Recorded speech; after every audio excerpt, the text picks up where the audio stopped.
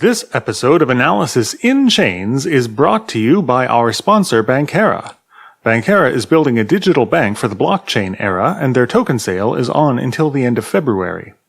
You can find out more when you visit them at www.bankera.com. And now for our show. This is the Analysis in Chains with Nathan Williams and Neal Kieran.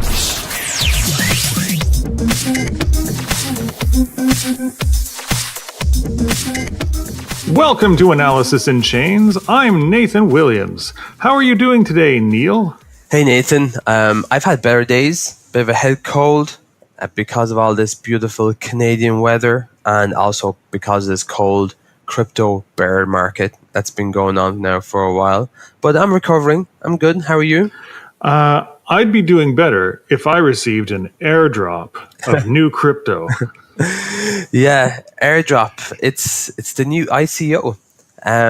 This is the new big thing in the crypto land, and yeah, it really has taken off. And I would say in the last few weeks we've been hearing about it a lot more. Yeah, it's funny because this is actually not that new of a concept. I remember when I first signed up to the Waves platform, I would get airdrops of random tokens, Obama token, and all sorts of crazy things. And I was like, what are these and how do you do it? But now it's gone sort of mainstream with the big ICOs promoting their sales by doing airdrops for ERC20 tokens. Yeah, it's really taken off as this new marketing tool. And you would see a lot of companies that have just had ICOs, they will have allocated some tokens just for airdrops. So the big idea is that you have maybe 2 million tokens for, say, the month of March, and you start an airdrop campaign. And there are various websites that advertise your latest airdrop. You read about various blogs promoting an airdrop. And the idea is that you sign up and you would get some free tokens. But if you send a referral link to a friend or a colleague or whoever, then you get more tokens. In a way, it becomes like a pyramid scheme without investment. All you do is get free tokens. So the more people you recruit, the more tokens you can end up in the end. And it's become a major marketing tool in crypto. So if you're out there, check them out. Go to our Twitter page, our Twitter site, and you will see that I've pinned a link to a website that specializes in airdrops if you want to read more. And I've also sent out some tweets for some airdrops that I've participated in. So it's worth checking out if you're in an ICO trying to find a way to promote your company, or maybe you're new to crypto, you want to get some free crypto because you're not too keen on going through exchanges, or maybe you're not too keen on going through KYC processes like know your customer processes, because airdrops is a way of avoiding that and getting free crypto. I find it funny. It's like, it's a little bit like a pyramid scheme. So, by the way, just click on our Twitter. Yeah. Yeah, I think that's a good point. It does. I did send out a few tweets. I'm sure some people are wondering, hey, what's happened to Analysis in Chains? Are they becoming some huge crypto pyramid scheme? But yes. But I love marketing, and I love discovering these new ideas that are out there in crypto, in blockchain, on how to promote companies. Because we have to remember that this whole decentralized world is not very mainstream. So new tactics are required in order to sort of pump up hype, get more people involved. And one part of the airdrop is that you don't just give your email address and your MyEther wallet address and that's it. You have to sign up to their Telegram, and you have to state the name of your handle in Telegram again, and you have to stay on Telegram until the ICO is done. So that kind of helps inflate your Telegram page, and everyone, whenever they join, they go, wow, there's 20,000 people here already. This must be the new big thing. And when I joined these Telegrams, after I joined the airdrop, some people were like, damn, there's like 100 people joining per minute. It was insane, because we'd all just seen this airdrop post on Medium. and it was kind of fun. People saying hi, who are you? It was like joining a social network for the first time. But on the same, Social network for the greedy. but it's hard to know, is this a long-term viable solution? Because if I just participated in an ICO and I start seeing like my tokens given out for free, I'm starting to think, hey, did I just get shafted? Are my tokens losing value? Are they being diluted in value now that there's another 2 million sent out there to random people? So on one hand, it's a great marketing tool, but at the same time, there could be effects. It's like the when we think of Bitcoin, when it was going through all of these forks, there was a huge pump because there was a Bitcoin Cash fork coming along. People were going to get more Bitcoin, and the same happened again when we had Bitcoin Gold. And recently, Ethereum Classic was to have a bunch of airdrops, and that caused that price to pump when everything else was falling down. So while it has great short-term effects, long-term, who knows? Like maybe it could bite these companies in the backside because they've actually diluted their tokens more than they should have. Well, Neal, have you seen very many airdrops where they actually create new tokens? Because I mean, most of the airdrops I've been party to or have seen or received or anything like that have been a predetermined allotment that they said, oh yeah, we're going to be using this for sending out later. And I mean, I fail to see how that would unduly influence any price.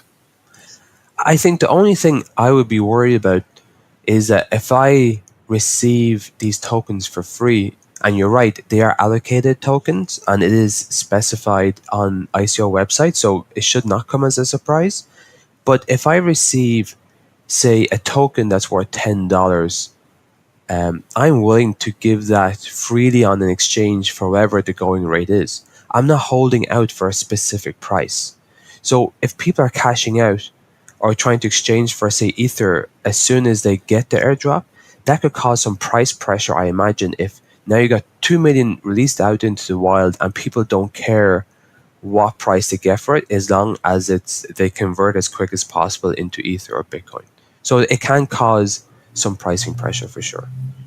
Yeah, that's something that, are one of the unintended consequences of any of these experiments. I mean, generally when people are trying new marketing techniques, new token incentivizations, anything like that, there's going to be some form of unintended consequence, something you didn't quite expect. And the idea of sending out airdrops and people receiving them and then treating them as free money, sort of like the way they would with a fork, with Bitcoin Cash when it first started.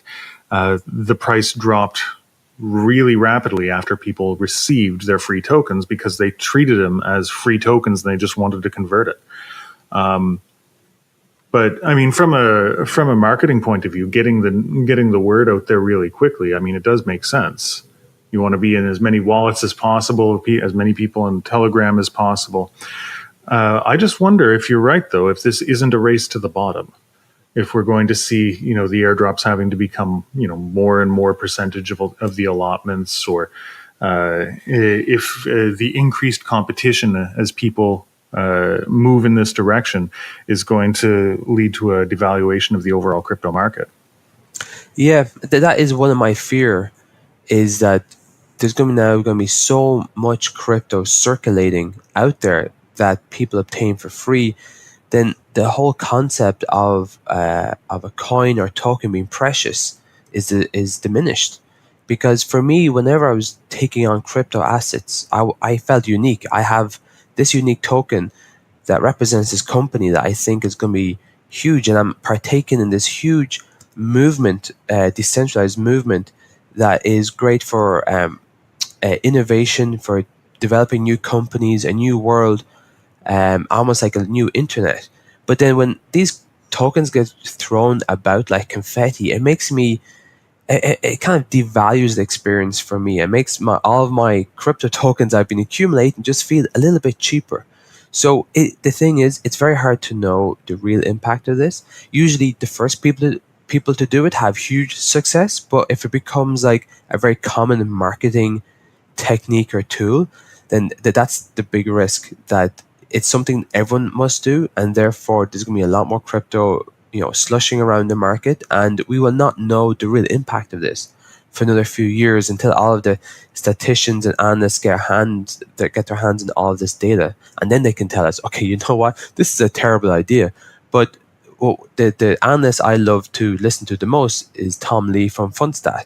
I think he's done some of the best analysis out there, and he has highlighted that actually to date, this is the best way to improve ROI on a coin. So he was pointing to Bitcoin, for example, how that did very, very well just because of Bitcoin Cash and also Bitcoin Gold. He also highlighted Ethereum Classic did very, very well, and he actually suggested Ethereum Classic a few weeks ago, saying, hey, this is due for a big price rise. And he was saying that, a lot of these cryptos are doing well now. And so if it's working now, I guess everyone is partaking and then making the most of it. The idea of crypto becoming less special in people's mind is an important one. And I'm not even sure that airdrops are the only thing that might contribute to that, Neal. I remember reading sort of a thought experiment once. There's this guy at this blog, and I forget the name of it exactly, but he said, here's what I want you to do.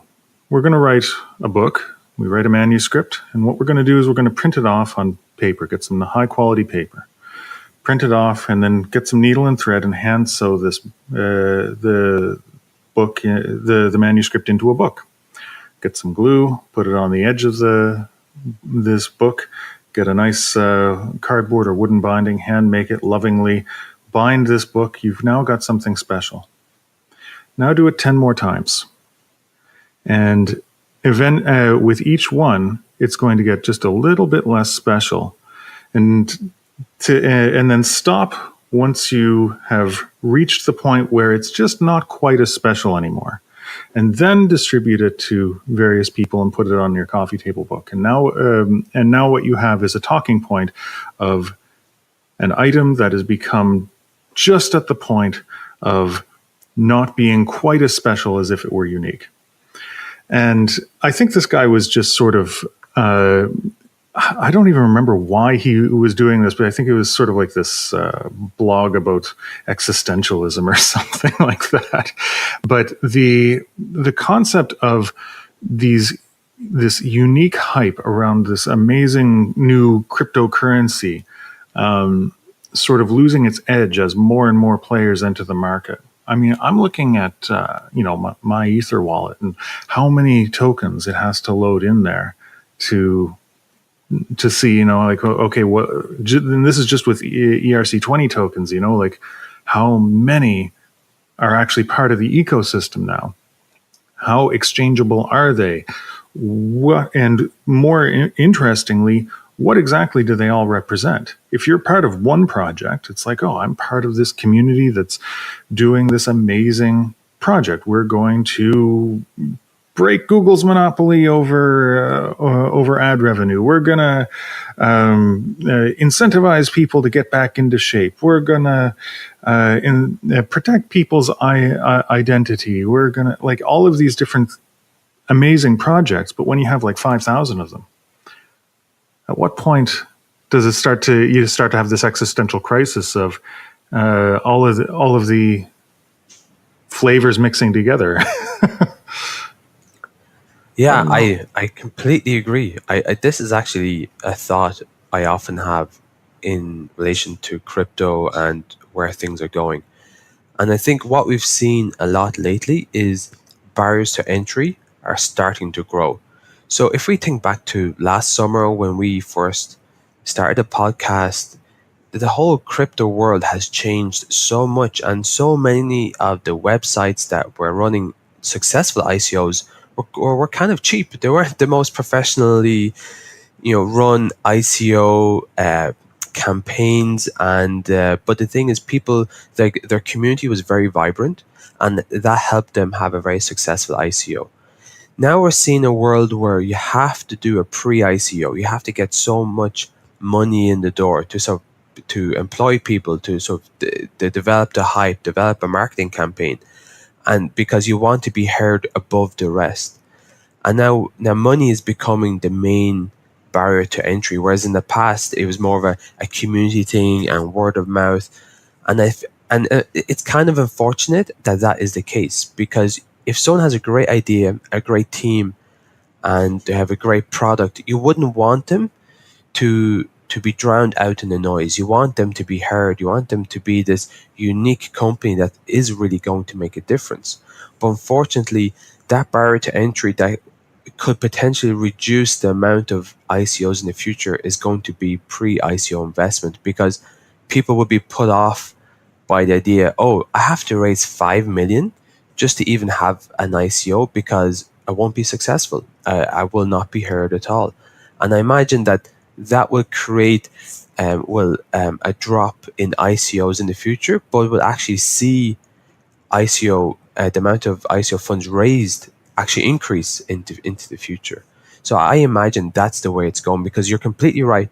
The more ISOs that are out there, the more tokens are around, and it starts to diminish the real value of what's out there.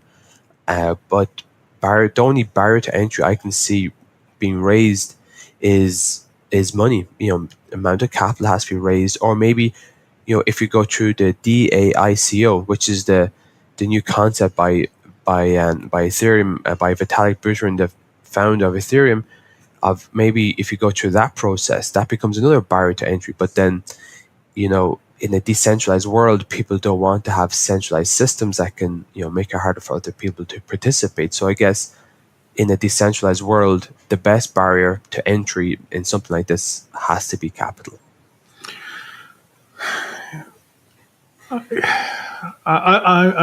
This is all new, thoughts right here, because I'm just trying This is live. Yeah, this is live from our brains. I know. It's. I'll tell you one thing that this reminds me of, Neal, is the startup market overall.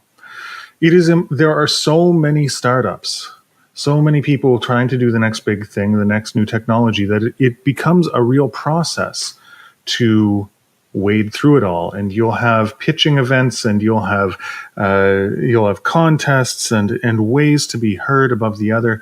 And the thing is, crypto a year ago was rather exclusive. There's a crypto community, and people were excited about it, and money started taking off, and it started to get noticed. And so then more and more people piled in. And I guess what we're seeing and talking about here is the issue of crypto becoming mainstream, and the issues surrounding that, of it being harder to be heard. But I guess in a way, it's going to be just like other startups, where there's not going to be a few big ones. It's going to be a rather large sea of them, and people having to do a lot of checking and pitching and diligence in order to find the right ones to go in. I think what we're going to see a shift in is retail investors dropping off. Because, think about it. How many retail investors do you have in a standard startup scene, in a tech startup? You don't have grandma going out and thinking, okay, I'm going to put 5,000 into this or that startup, unless she has a personal connection to it.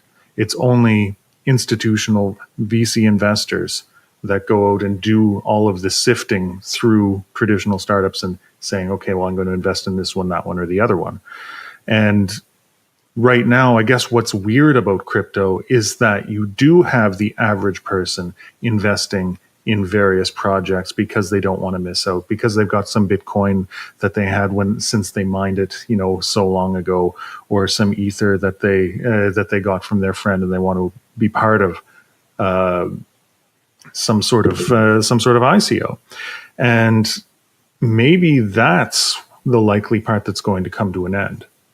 And if it does, that means that we're going to see an increase in the number of private sales, as more and more percentage of a round is sold privately, and less comes from a crowd sale. And I think we've already started to see that, because a lot of the crowd enthusiasm died off with all of the shocks to the system earlier this year. but it hasn't slowed down the number of ICOs. It just means that the people participating are the crypto natives.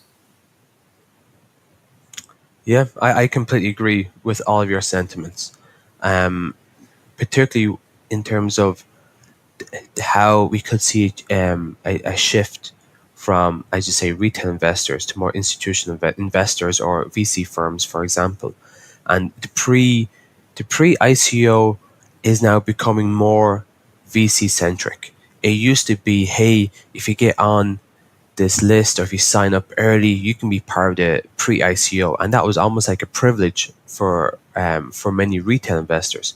But now it's now impossible for many retail investors to get involved in the pre-ICO process. And what we could end up seeing is that where I think of all tokens that are distributed, 60% of them are now being sold in a crowdfunding sale. But we could see in the future, going back to your point, that maybe 70% are raised through pre-ICO through institutional investors, and then 30% would remain for the retail investors, because it kind of builds up a sense of hype, and there's less of them out there. It's more scarce, so therefore that could help with the marketing campaign. Because at the end of the day, it's more reliable to get institutional investors involved in a pre-ICO than it is to raise the majority of your tokens through crowdfunding. Because if that doesn't work out as well as you expected, that could severely impact the amount of funds that you have to play with. I completely agree. Like the whole game could change over the next few years, which would be unfortunate because it becomes less of this grassroots community feeling, but it for the whole maybe like ICO crypto world to evolve, these are potentially the mature steps it needs to take. Every kid has to grow up, right? And everyone loves the excitement of the early days of the internet, of crypto, of any new movement. Yeah, but every kid has to grow up at some point. And this may be the direction that we are already heading in. Remember, like, what was it, two weeks ago, a week ago? I've lost count. When we interviewed Mithril? Was it even this week? I've completely lost track. Yeah. Well, in Nathan's world, you're so busy with your own ICO that every day is just a blur. Yeah. Every week is a blur. What's my name? What city am I in?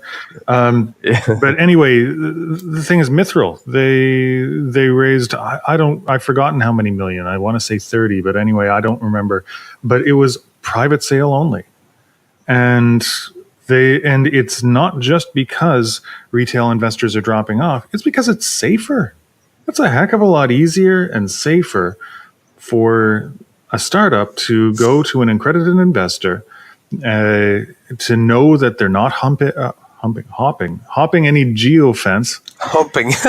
Freudian slip. Okay, so I need to say that every time I have a Freudian slip.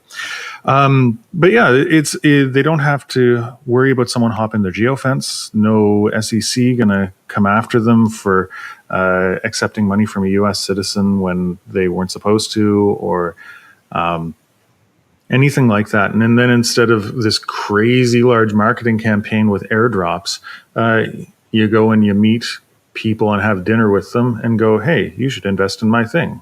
How about 3,000 Ether? That sounds like a good amount to invest. And then you go to have another nice dinner somewhere with another person, and the same thing happens. That sounds pleasant to me.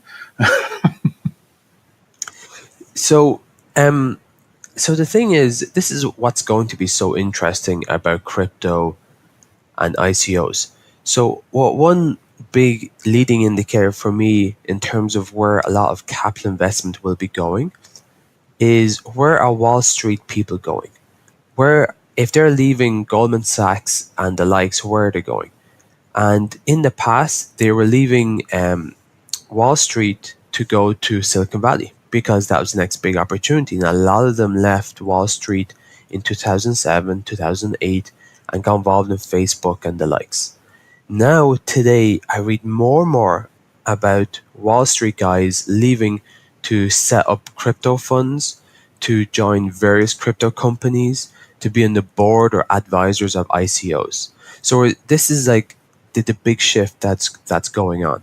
Now, what makes it so interesting is that the whole point of ICOs, or sorry, not ICOs, but blockchain in general, is decentralization.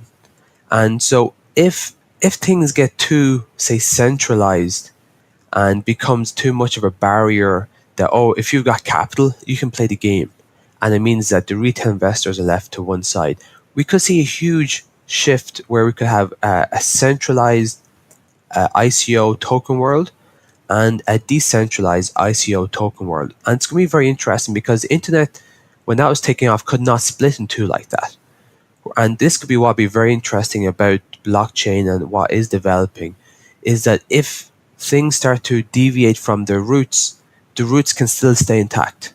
And then it kind of becomes a competition of two methodologies, of the capital intensive centralized approach that's targeting the masses and this big huge hype, but the grassroots will remain.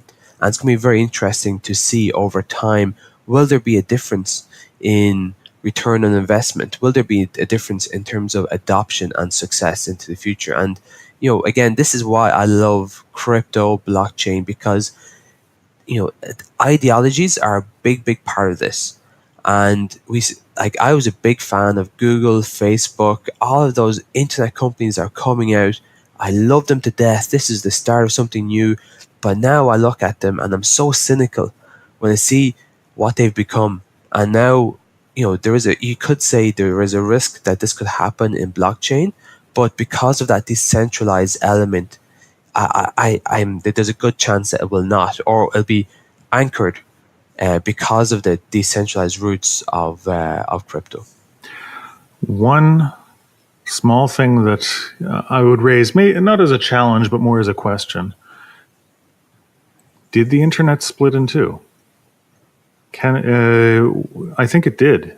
And the other side of the internet would be the dark web, Tor.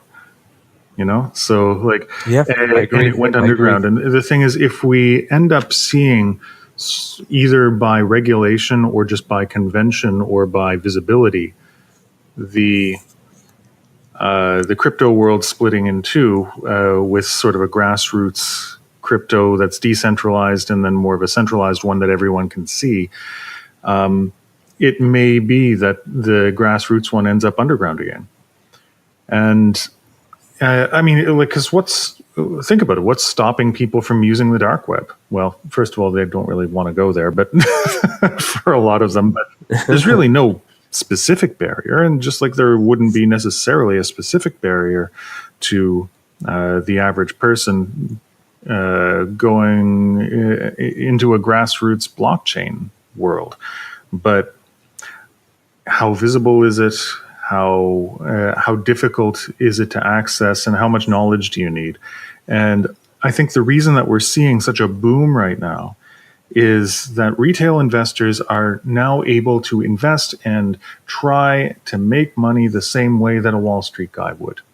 And it's something that sort of wasn't available before. And this is why, let's be honest, this is why it's so exciting, you can go out and buy a Bitcoin and the next month it's doubled your money. And then the next month it's lost half again. So you're on the roller coaster ride. But that's why the average person is interested. It's like, I've received messages from family members. Oh, Bitcoin, is this a way to make money? And I'm like, maybe. Don't bet the house on it, Auntie. Grandma, please stay off. But that's it. It's like this is what people are interested in, and if that window's still open, right? People can still get in on it. It's hard to sift through all of the ICOs, but there are a couple of big ones that are there. People are speculating on whether the Bitcoins and the Ethers are going to rise or fall. Everything else is sort of competing for prominence, and it may be that it stays in a fairly decentralized way, or it may not.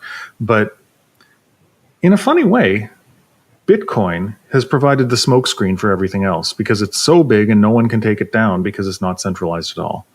I mean, it's got now the minor groups that are sort of more centralized, but it does provide that smokescreen for everyone else to sort of go under the radar. Yeah, I completely agree, and I guess we're gonna see, and again, this is why I'm so interested. If things become like very apparent, there's a decentralized crypto world and a centralized crypto world. I really do not hope that it disappears, similar to what similar to the dark web and stuff like this, and becomes less accessible to retail investors, because I think a lot of great work has been done to make things more intuitive, to bring retail investors into crypto, into Bitcoin and Ethereum, and I would hate to see all that progress go backwards, and then it becomes more, the elite are the only people who can partake in these type of investment opportunities. So I hope it's not the case. This is why I love crypto. Is with decentralization, there's people have different takes on it. Some people want pure decentralization, which means no government at all, and then there are those who are happy to live in a government world but believe in decentralization in terms of companies, ecosystems, enterprises. But the thing is that there is a risk that none of that will be the successful outcome of all of this, and it becomes centralized all over again. And then we'll just be waiting for the airdrops from the elite. Trickle down, trickle down cryptonomics.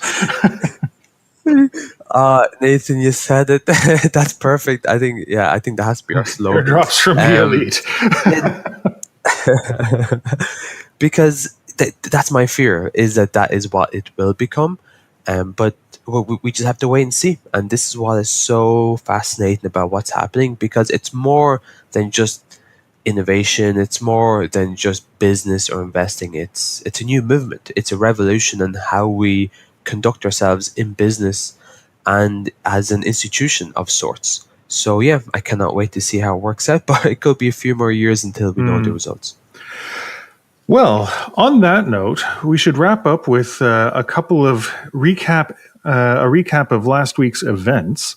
I wanted to tell everybody how things went. We had 2 events launch in the past, I guess, week and change. We had a Berlin meetup, the Blockchain Unpacked meetup, and that was amazing. We had, I think it was something like 60 people there. We had a video live stream. The recording of the live stream is up now. It's on our Facebook page, and we can put a link in the notes. It's pressnplay, pressnplay.co/streaming/AIC Nathan/37.